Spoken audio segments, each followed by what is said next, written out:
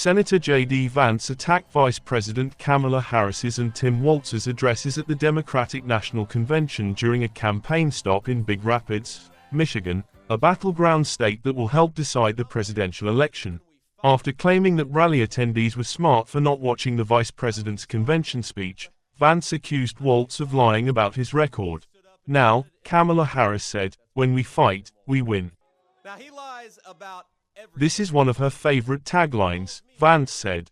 "I don't know if you saw, but then, Tim Walz stood up and shouted, 'And even when we don't fight,' that's what Tim Walz said." Now, he lies about everything, of course.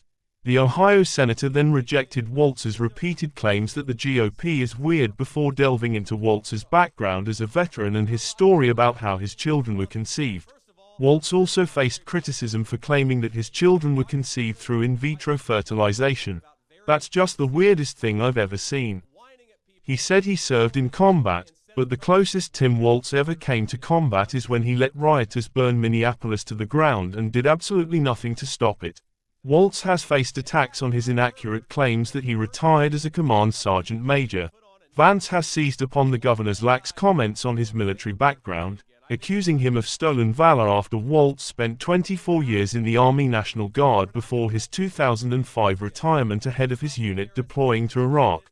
Asked about the possible role Robert F. Kennedy Jr. would serve on Trump's team, Vance hinted that he could at some point be involved with issues surrounding health.